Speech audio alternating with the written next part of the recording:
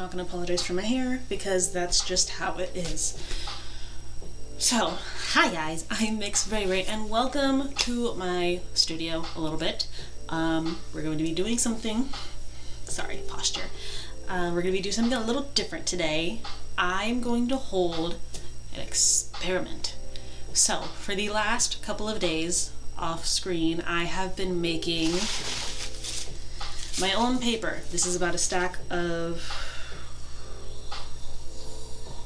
12. Sorry, I had to do subtraction. I have 2 being pressed by my laptop because they were warpy.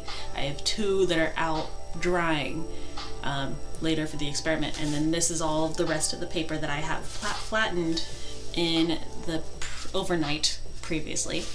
I just basically ended up having the means to make my own paper. That's something I've been wanting to do for a while, and I'm going to go through the process of how I did that with you, and then also tell you about my experiment. But I'll tell you about it now, and then we'll do the experiment after the whole process thing, you know, like a plot.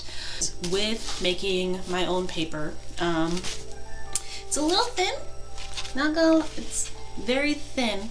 I had to double up on like a couple of them just because when you make paper, sometimes it's not always the best consistency.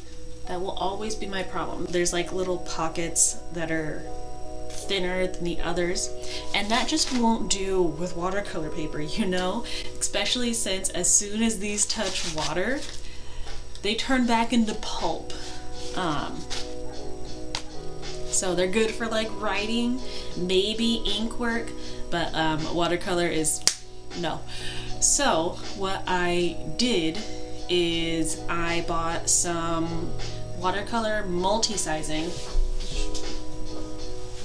I don't know what the HWC is, but it's a utility multi-sizing. What this does is it decreases the absorbency of the paper that it is applied to. It didn't say do in layers because this is indistinguishable from water. So what it is, I put 1 layer of just that. You can dilute it with water. It said warm water, but it didn't give a percentage, so I didn't want to. What I did is I coated it in a layer, let it fully dry, and then I waited a day, and then I got a second piece of paper, and I got some watercolor ground, which I already had. Seriously, it's just core, so core, like the core watercolors. There's another brand name for these. I think it's golden. Anyway, watercolor ground, which would be a lot cheaper if I learned how to make myself.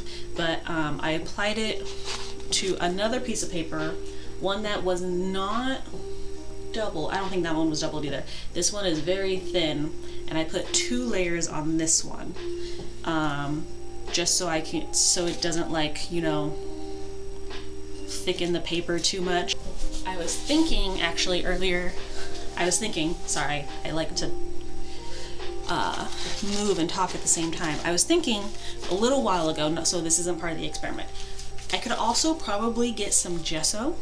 I have clear gesso right now, but which is good because I want to keep the color of this. It's cotton gray, I should say, cotton white grayish color, which I actually like, so in case I ever do use like white gouache or watercolor on these things, you can see it a little better, you know?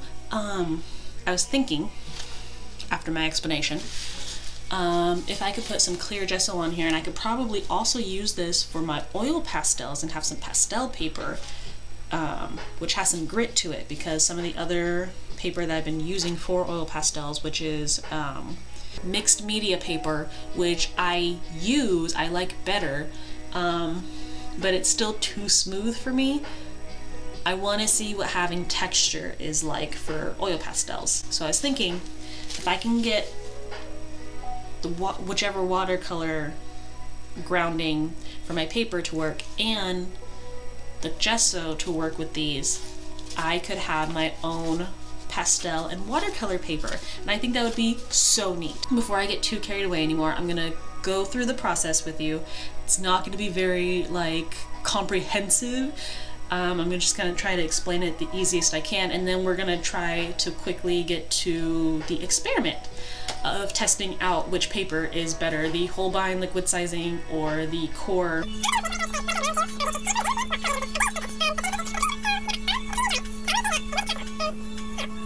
Let me get to it before I keep rambling on anymore.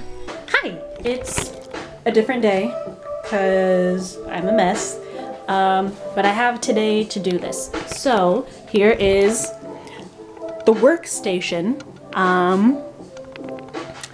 This is kind of filled with my supplies. I'm not a vlogger yet, so this is gonna be weird. Is this gonna have a smell? No, cool. That's my workstation. The paper that's already in there has had time to settle, and you can kind of see some of the water in there. I need that actually. I need that, and I need to dry it off. Which I can do actually once I get it back outside.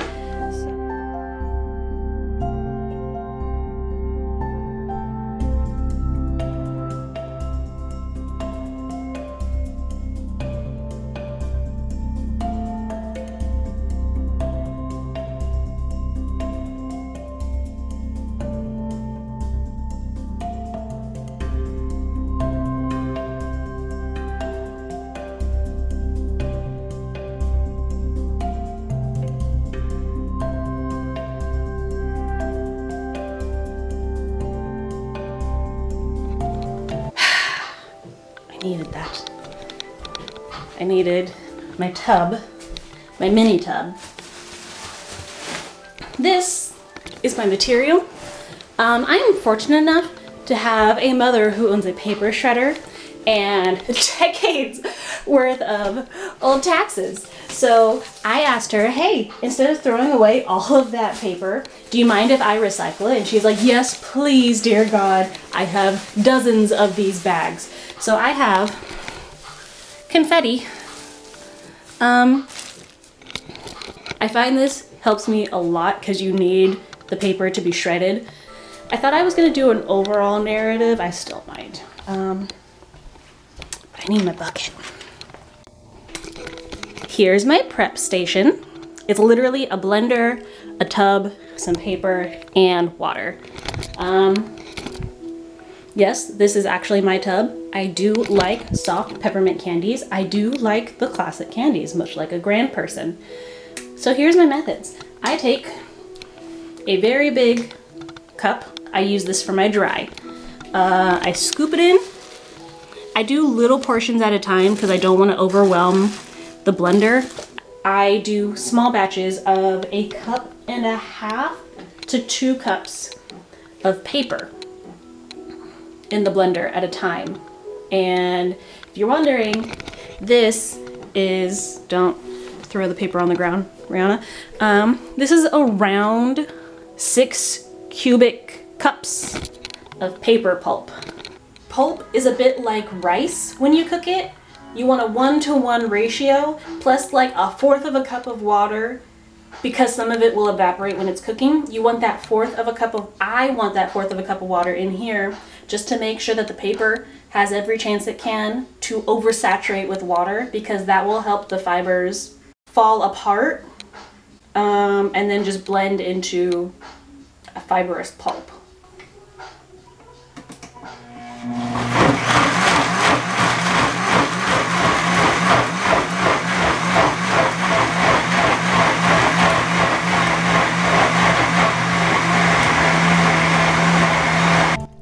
So this process pretty much takes like 4 different trips to fill this whole little tiny tub part. It's kind of fun, kind of like slurpy. And then this whole process, the pre-process, takes about like 10 to 15 minutes. At this point, I've done that. I filled up that little tiny bucket like twice to put it in here so I can get the water to pulp ratio. Leaning more on the pulp side. I can't say how many gallons were in there, but I need more pulp than water to make paper in here. that little device I'm using is called a decal mold.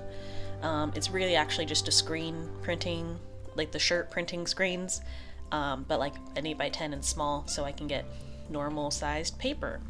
I use the level that you need to have the water and pulp in that tub is just deep enough to where you can dunk that and scoop everything out, sort of, in a sort of, I don't know, a very swing sort of process. And then you use the sponge before you lay it out and after to get all of the excess water, as much as you can, out. It actually helps if you have a really thicker pulp ratio to water when you are making the mold, because the weight of all of that paper scrunched together when you do this will help detach from the mold. It takes a bit of practice. This is actually in this case, this is one of the best times that I ever got the paper to completely detach from the mold at all. And so after I did that about 8 times, I figured I would let those take a day to dry, and I would take all of the test papers and just start figuring out what I was going to do. I just decided I was going to do a simple moon for each of the pieces, for each of the test papers. This one we're going to start with is the watercolor ground. You can kind of tell by how the middle of the paper is more white than the deckled edges. I found this one to be a little difficult to work with, just a little bit. I like to sort of use a wet on wet technique at the beginning of most of my paintings, and while this kind of worked like watercolor paper, it was more like really thin student grade watercolor paper. And if you look up when I'm trying to get my color into the brush, when I dip the brush back into the color as soon as I've touched the paper, you can see the color try to separate a lot. And I think that was because even though I took literally 24 hours for this to dry before I used it, I think activating it with water sort of didn't allow it fully to like adhere to the paper.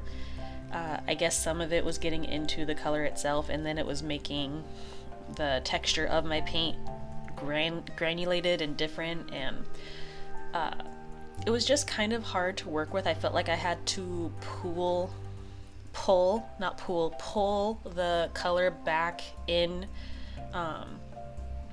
into my little color well a lot, and I had to make sure if I needed more of that color to like very thoroughly clean the brush in my water cups.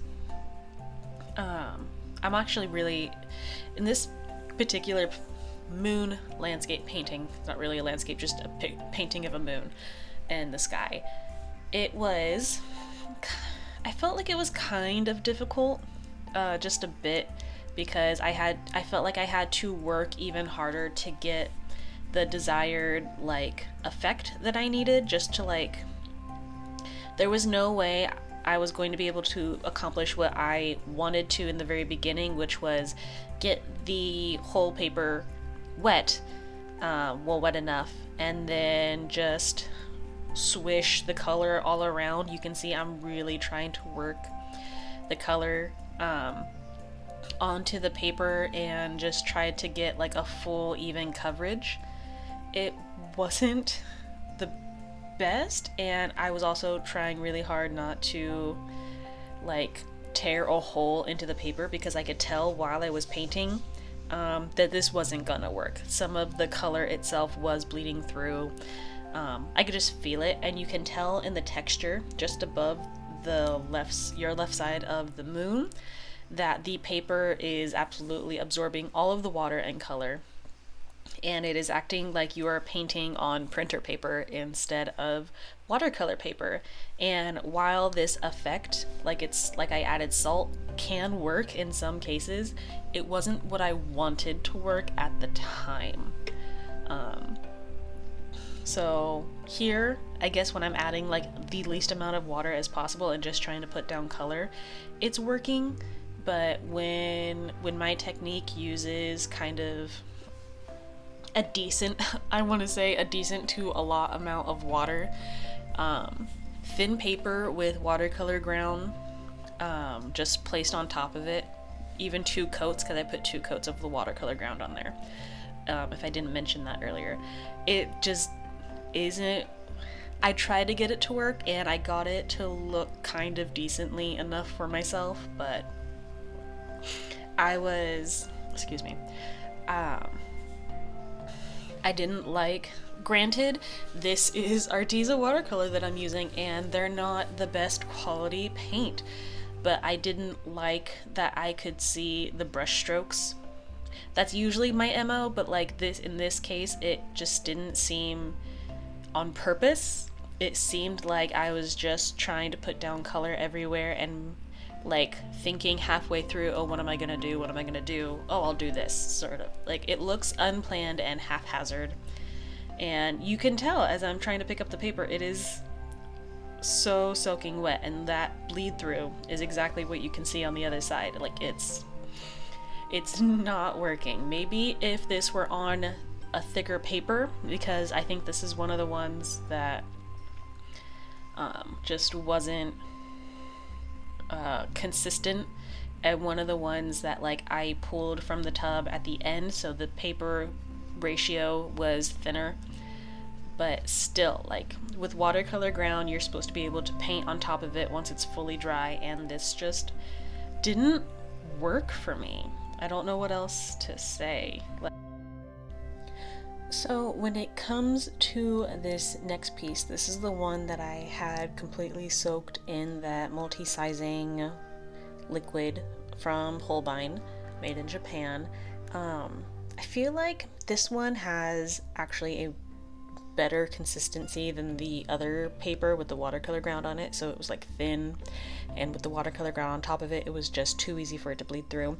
This one I was hoping with the thicker consistency and it being the liquid being like fully integrated in all of the paper, it would do a better job. I was actually kind of like, before all of this happened, my hypothesis for this experiment was that this one was going to be better, just because I knew it would completely soak through to the paper. And as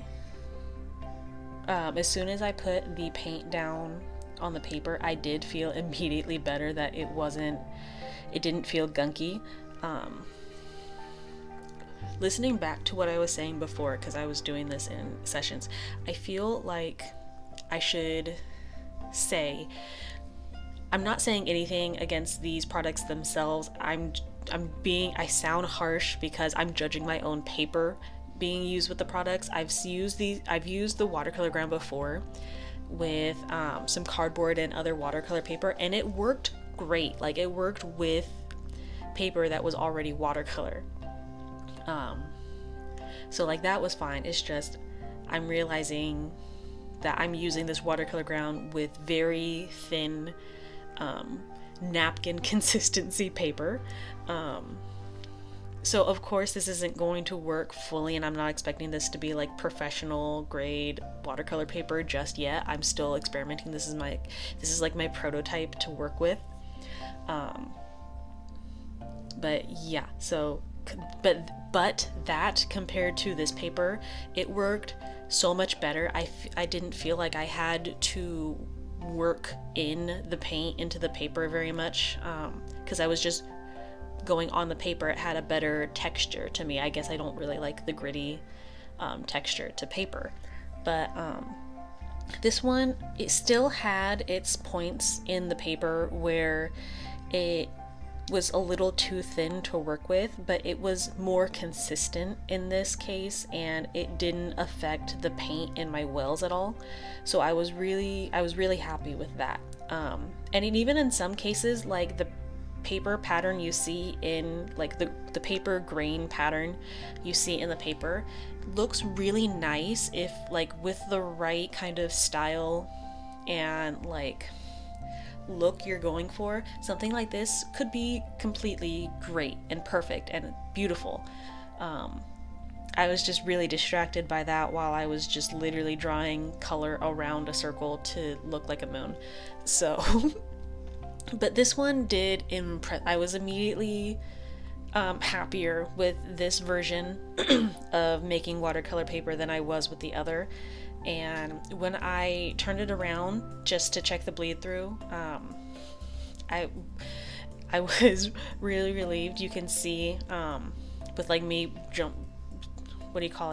looking through like the paper consistency and like bouncing it up and down, it is still very wet just like the other one, but I feel because it's thicker and I had the sizing in it, it wasn't falling apart like normal paper would when you have any kind of paint on it. Like if you were to paint, this is way better than I would say printer paper. It would almost be like if you had very thin mixed media paper, or even that 90-pound paperweight, watercolor paperweight is not meant for very heavy water consumption. So I'm going to keep all of these notes I have in mind for both papers for my next batch of water and how I go about turning it watercolor friendly. So this slow motion turn in the back to compare the bleed through between the watercolor ground and the sizing, I think the sizing wins out for me. I don't know how it will work when I dilute it with water to be able to use it with all the paper that I'm making, but I will figure it out. And honestly, I think the stylization between each one, between the ground and the sizing, works for, you know, the background that I have for each one. So bonus little round, this piece of paper I put clear acrylic gesso on top to see how this kind of paper would work as a pastel paper. I like the color to work with my pastels because I do like using my white oil pastel crayon, or not crayon, my white oil pastel, but it's hard to see through with a bright white paper underneath, especially since I don't really layer each color down thick and tend to like to blend the colors together, and when I use the white it doesn't really blend together that well. But when I started laying down the thin layer of colors that I have, I was like really getting scared because I was noticing right away I don't put heavy layers of oil pastels down. I wasn't expecting the toothy gritness of the gesso to take away that much of my oil pastel crayons, and I was like getting really scared. I was trying to work fast and very, very lightly just to show that there was going to be color around there. So when I work in the blending and the oil pastels together to like as a blend, I would be spreading that out as much as possible to get the colors just to like look like they're blending together. So I realized this was a failure for me. Like particularly, I know you can use like gritty, toothy papers for your pastels if that's your jam, but honestly, if I were to do that, I would get into chalk pastels. Like that would work so much better for this gesso and paper rather than an oil pastel, which to me is just, I want to keep them as long as possible. So laying it on something really toothy and gritty that will take away the stick much, much faster is not going to work for me. So this was a fail, but it was also like a really great learning experience for me. I was thinking to myself right after this, hey, so what if I use just like fluid medium and have it dried on the paper? That would probably work out well because it was smooth and everything and shiny. But yeah, so this is the the skyscape, I guess, for the oil pastels on gessoed napkin paper, I guess is what I made. They're all pretty. I can all tell it's a moon and stars for me, but if you let me know what you guys think down in the comments below, because I'm realizing I'm getting to the very end of this video. Let me know what you guys think of the watercolor paper mostly, because I would love to know what you guys think. If you have any experience making your own paper, please let me know. And I'll see all of you guys later. Have a wonderful day.